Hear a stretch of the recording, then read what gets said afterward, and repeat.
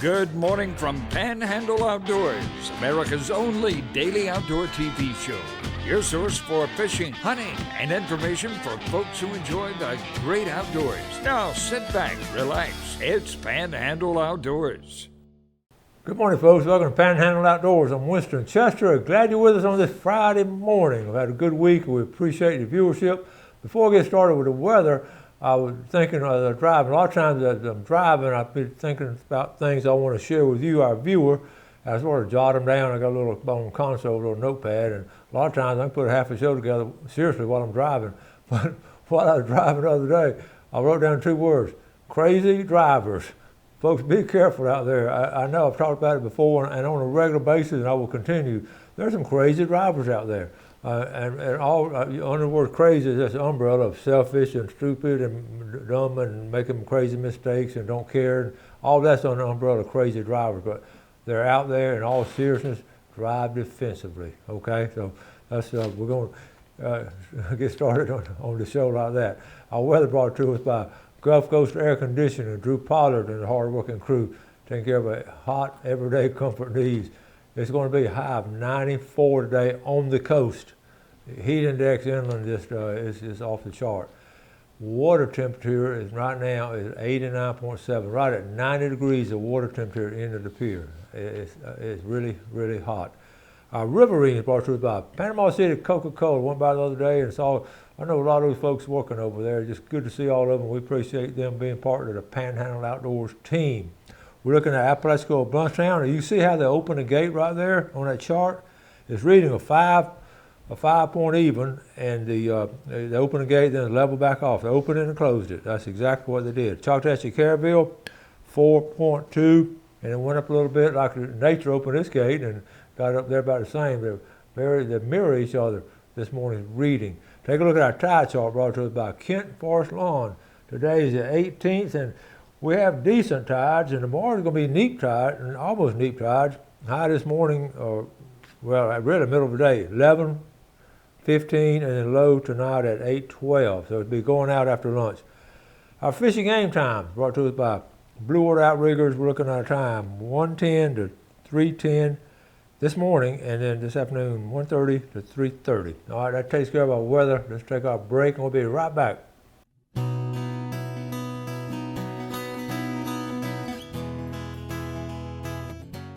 Okay, welcome back. Got a little 30-second little segment here. Just you're going to love it because it shows the grandeur of nature, the beauty of nature. Okay, let me hold up. Okay, check this out now.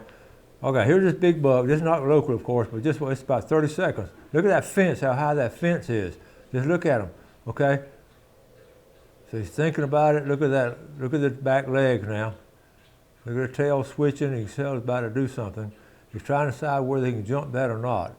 Okay, all right, here goes that left leg, all right, the left rear, the left front, and that catapults him up. Boom, check this out. Is this not spectacular? Boom, it cleared that fence.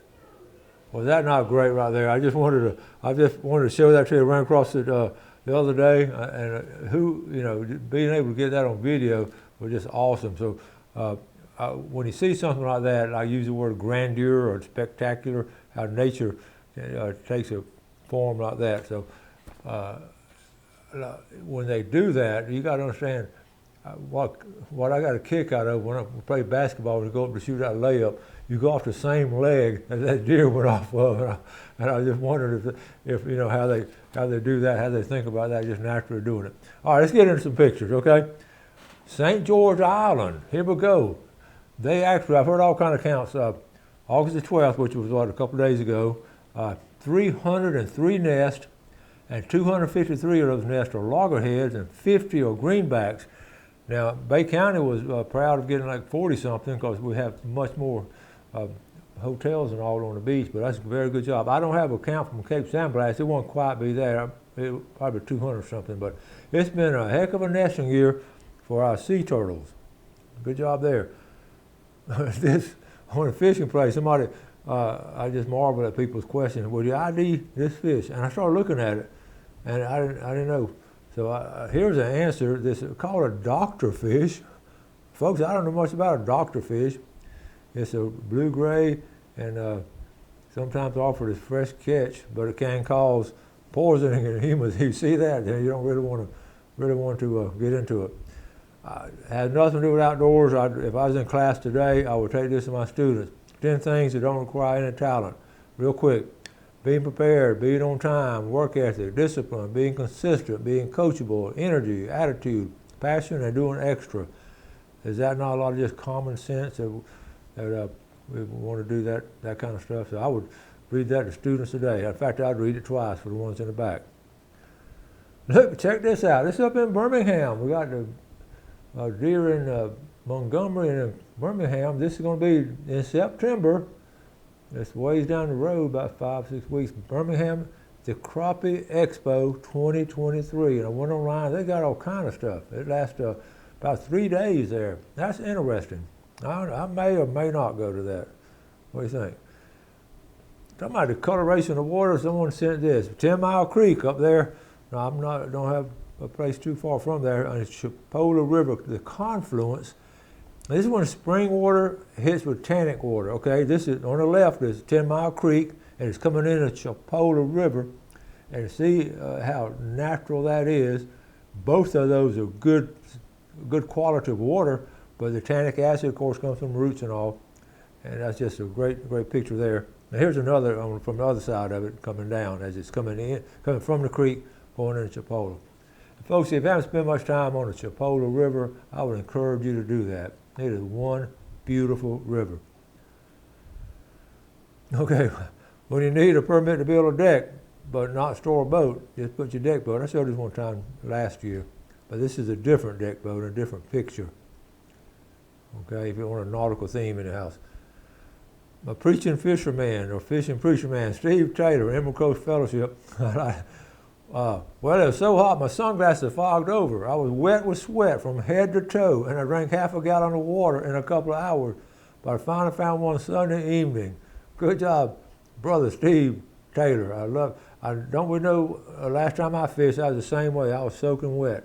And I know he preached a good sermon after lunch. He just went up to probably Deer Point Lake. He likes to fish there and relax. Good job, Steve.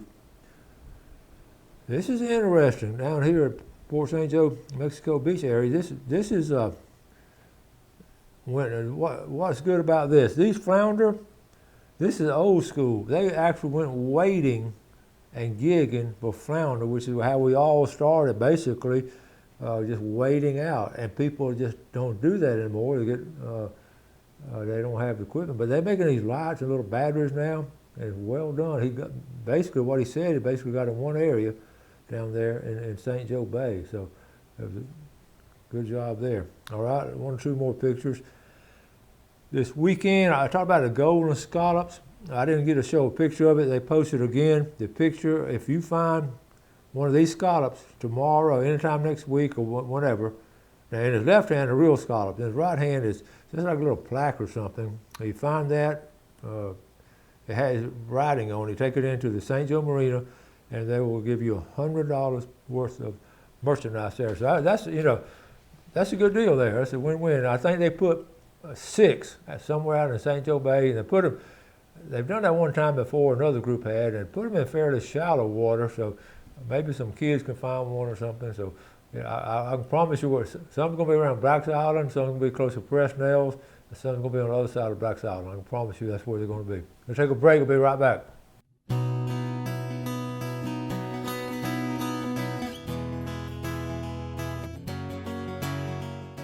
Okay, we're moving along. We got some more pictures. I want to finish up on these. I was blessed with Mickey Gaylord came by the house the other day and brought me this sign. Isn't this really nice? Look at here.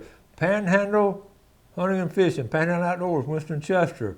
Don't that look good? So Mickey, I appreciate you doing that. You spelled everything right. I was real proud of you. Thank you, Mickey. Mickey Gaylord. Good friend, way back in the days. Okay, got this from... We'll get this, Bill Roxby sends this, and you know how over there in Santa Rosa, okay, here's a big doe. You see how she's pregnant now, about to have a baby. Okay, hey Coach, we have this doe behind our house. She's been trying to stay in the shade close to the back porch. She's getting ready to birth. Last year, she delivered a little doe and buck. Should be any day now she will deliver. I'll keep you posted. And you know, I looked at this, and this is nature, how that doe knows that it's cooler in the shade, of course, and she feels some kind of safety, because if she did it last year and had the doe and buck right there, then she felt good about coming back there. So I thought it was interesting. So Bill, keep her posted, and I know that deer feels safe right there. Interesting, good nature stuff right there. Real quick, this is Tony Burnham had a surprise on one of my bush hooks this morning. This is a first for me this far up the river. I don't know how far up the river he is, but this does happen. That's a stingray on a bush hook way up the Apalachicola River. And you know, flounder and stingray, they go on up that river pretty good bit. That's why on those sandbars sometimes you got to be careful. I haven't heard of many accidents, but it can happen. Our good friend Mike Edwards, makes the fishing lure and all. If possible, could you mention we have an opening in our hunting lease? Please call Jack Bell. That's Jack's number 960-8993. Mike's number is 596-6381. Folks, that is an excellent lease. It's up in the north of here. And I've hunted that area before, quail hunted with them, and it's a good lease, some good men on that lease. And if you're looking for one, give them a call. And they don't get a lot of openings, so that's something we want to try to do, match our folks up with this. All right, talking about catawbas now. I got a lot of feedback on this, and this is Doug Lurie. Let's read this. Not all catawba trees have worms, but your observation is so true. I had the most productive trees for many years. Now it seems I've not seen a catawba worm in 5 to 10 years. They say bees are dying at an alarming rate, which they are. Humans are dying from a variety of causes, and maybe we suffer the same fate. Doug Lurie. And I answered, Doug, you have a point there. Several viewers have called and said it's been listen to this now, everybody talking to me said it's been the mosquito spraying from those trucks at night. One said he lost a whole tree full of, he actually said he actually saw him die the next day from mosquito spray. And Brett Donner from Compass Lake sent this to me, talking about the trees. He said, you mentioned catawba worms on the show occasionally. I saw this ad and thought of you. Hope Jeff enjoyed. Sent this while Jeff's on vacation. And he sent this to me, and it's funny, look how they spell catawba. You pronounce it both ways. But anyway, I'm calling fish bait trees, and I looked at it, $10, folks. I'm thinking of where this is, so I checked a little bit closer on the next page. Well, the name down here at the bottom, Sherry Quattlebaum Miller. That's his seller. And I'm looking at saying where she's located, and it's located in Westville. Yeah, I want to get some of those. I want about 10 of them. So if y'all, I just saw this last night. I've been slow on responding to some things, so I want to check that out. And I want to get, so if y'all know Sherry, tell her to save Coach Chester 10. I can't come this weekend because we're going scalloping, but next week or two I'll come and get them. And this fall is excellent planting time. That's one plant I haven't had a lot of good luck on. It's been interesting. Okay, now real quick, I want to show you. St. Vincent Island has been, y'all know how much I love St. Vincent Island over the years. Okay, here it is right here. I just want to go over the hunts, if I can get it real quick. Here's the picture, of course, on Google Earth, and we've talked about it a lot, and it's just a very special place, 11,600 acres, and it's just a cool place. Well, they have hunts on it. Now, they have not been, they quit doing tours on it because of some damage from the hurricane, which I'm glad they did because they're getting too many people on it. Really, they were. Everybody was running on it. So, okay, here's a map on the hunts. The red area, when I hunted, they didn't have any red. You can hunt anywhere, but that is a closed area now. And you can see on this end down here on the left, right here on the left, that's the Indian Pass camp. You can camp right there. Of course, you can't hunt on the point. Okay, these roads, A, B, C, D, see how they are? They run back and forth. And then the other camping place, right here in the center, what they call the west, so east and west, the two camping places. You have to now go by lottery to get these and it's just a lot of fun. I want to talk more about it next week when I have a little bit more time, but it's really a cool place. And the hunts this year, they've already quota hunt. The sandbar hunt is coming up in November. They already quoted. They apply nationwide now. There were 200 permits, and they sold out real quick. And then the other hunt, of course, is the white-tailed deer. That's archery, and then that's 250 permits. And then also have a muzzleloader, and that's one. Last one I went on, January 18th. That's a good time to go. And so I may next year. In fact, I am going to try to do it. I promise you. Gail, if you're watching this morning, write me a note. Okay, so we've covered a lot of information now. Catawba trees, St. Vincent hunt, deer jumping the fence. So hope you're enjoying today's show. We still got a lot more to go. Drawing for every Friday. Like to draw Top Dog Seafood, fresh seafood. We appreciate them providing this for our viewers. All right. The winner of the $20 gift certificate from Ebro, James Weeks. Okay. I've got I promise we got to put these two names in. Sorry. Jim Hatcher, Phoenix Springs. Daryl Clayton. Okay. And Marie Clayton. And the last one, but not least, Ricky Green from Kentucky. Ricky Green, if he wins, he says he's going to come down here and get that snapper. All right, I'm going to stir him up and add those names. All right, big red snapper. I tell you what got Ricky excited when we gave away that customized rod by Steve Rogers, and they're friends. And Ricky's mad at Steve for not making him one, so he's going to try to win one. All right, here we go. The winner of Big Red Snapper is going to be from Panama City Beach, Greg Taylor. Greg, I know you don't want that, so because you catch so many fish yourself, but congratulations. Glad you won. Greg Taylor. Let's take a break. We'll be right back.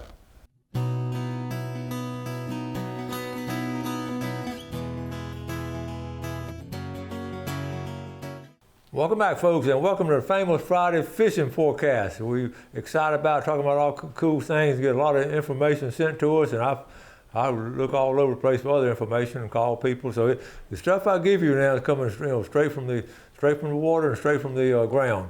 Now, I do want to talk about, don't forget, tonight is the National Wild Turkey Federation, Bay County Longbeards. Ken Paramore he and his wife done a lot of work getting this together. A lot of folks will be there. That's tonight, and tomorrow you want to get up early. If you're not going to Scallopin, then you want to head up to Montgomery to Buckmasters. All kind of exciting things going on. So I wanted to mention that. August, you always think about August and the things you do in August. And a lot of times I'm in the water in August, Scallopin, doing kind of things in the water. So August is my least fishing month of the year. And the reason for that is obviously you go outside in about 3 minutes, you can figure it out why. But we do fish some, we do go early and don't stay too late. It's about probably 10 o'clock. But I was thinking about a lot of people enjoy this so much. You go fish a little bit and then go for a boat ride. And I was thinking last night about the different places from our western viewing end to the eastern viewing end where we just go for a good boat ride. I wrote some down. I want to show you.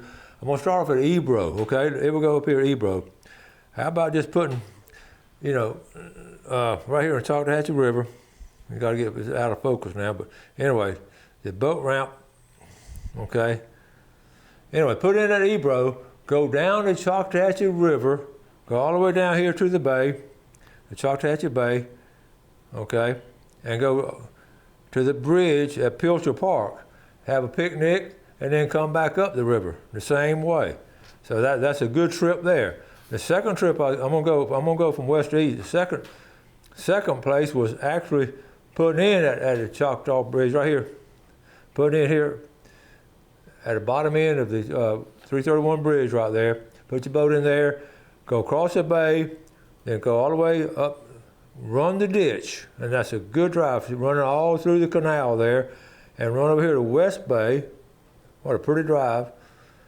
Stop there at West Bay, there's a restaurant there there's a little restaurant called Boondocks. Have lunch there and then head back the other way. The third place, of course, I won't go into a lot of details. A lot of folks in Panama City just go out to Shell Island. Some people go down to St. Andrew, eat at Uncle Ernie's, but just go out in the afternoon. And a lot of people go on this backside of Shell Island. Okay, and then the third, the next one was that was Panama City. The last one I talk about is a basic run. You can, of course, a lot of people run the ditch into Highland View right here. They go from Panama City East Bay until this area right here. Come out into St. Joe Bay. There's no seaside restaurants here, but sometimes they anchor up and walk into, actually you can walk into the city limits of St. Joe on Reed Avenue. About there are a bunch of places to eat, so that place. And then the last one, of course, is just Apalachicola, running down the Apalachicola. I want to show it. I'll talk about it. Running down the Apalachicola River from all different landings. I use Howard Creek for one. I know a group of folks on a regular basis, they're put in there at Howard Creek, and they'll have a boat van, a boat caravan, and go down and eat some of those seaside restaurants right there in Apalachicola. So that's a very fun thing to do in the outdoors in August when it's so hot. There's 3 or 4 or 5 others. I know folks actually go from Bluntstown all the way down there. So it's a good run, but it's an enjoyable outing on your boat. Okay, scalloping is going to open up tomorrow. I do want to the two hot fish I wrote down. Of course, fly fishing for brim and red fishing in the bay. It's been really good this past week.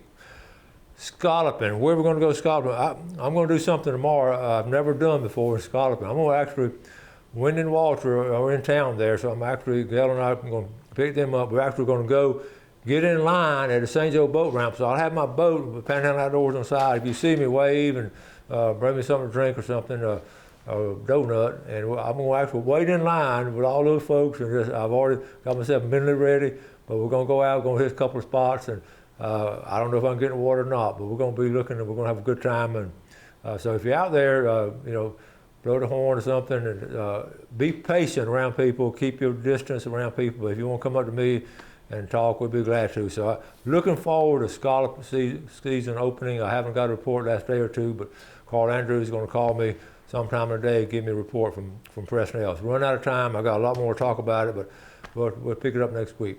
Do something good for someone else. You have a great day. Enjoy the outdoors. Let's take care of the outdoors, and God bless. Thanks for watching America's only daily outdoor TV show, Panhandle Outdoors with Winston Chester, featuring hunting, fishing, and other activities and information to help you enjoy the great outdoors. Join us next time for Panhandle Outdoors.